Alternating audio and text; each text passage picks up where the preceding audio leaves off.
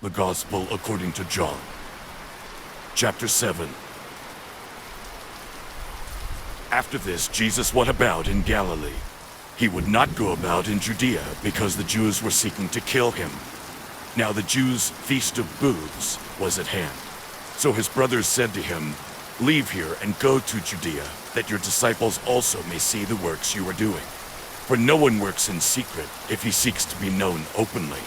If you do these things, show yourself to the world." For not even his brothers believed in him.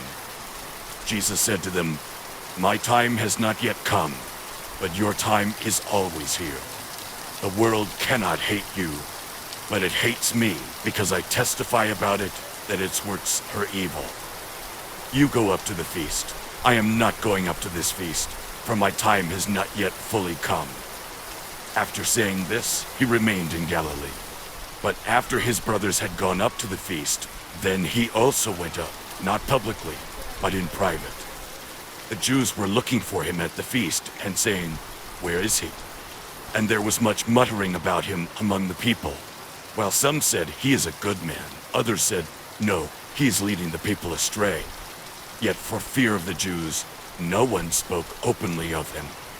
About the middle of the feast, Jesus went up into the temple and began teaching.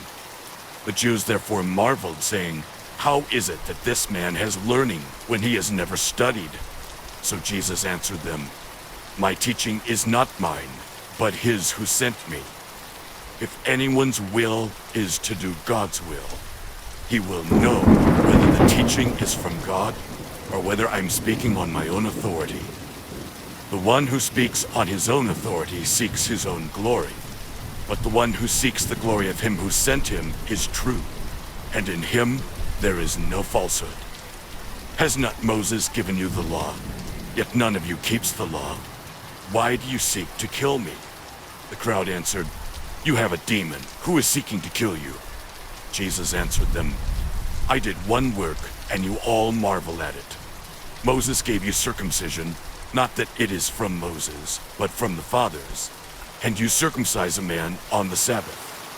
If on the Sabbath a man receives circumcision, so that the law of Moses may not be broken, are you angry with me because on the Sabbath I made a man's whole body well? Do not judge by appearances, but judge with right judgment." Some of the people of Jerusalem therefore said, "Is not this the man whom they seek to kill? And here he is, speaking openly, and they say nothing to him. Can it be that the authorities really know that this is the Christ? But we know where this man comes from, and when the Christ appears, no one will know where he comes from." So Jesus proclaimed, as he taught in the temple, "You know me, and you know where I come from, but I have not come of my own accord.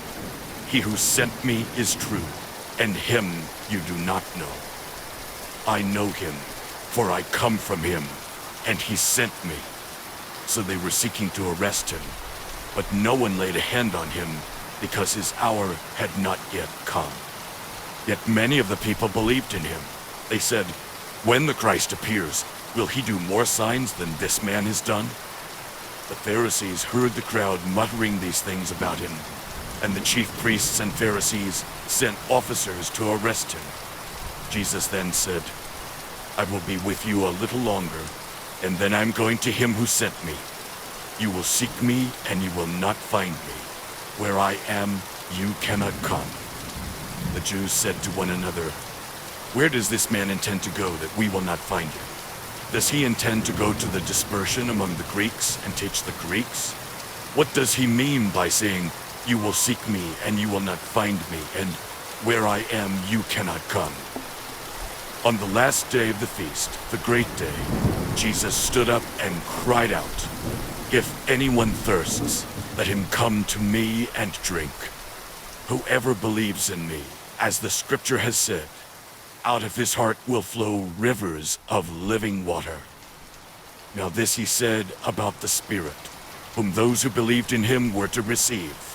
For as yet the Spirit had not been given, because Jesus was not yet glorified. When they heard these words, some of the people said, "This really is the prophet." Others said, "This is the Christ." But some said, Is the Christ to come from Galilee? Has not the scripture said that the Christ comes from the offspring of David and comes from Bethlehem, the village where David was? So there was a division among the people over him. Some of them wanted to arrest him, but no one laid hands on him.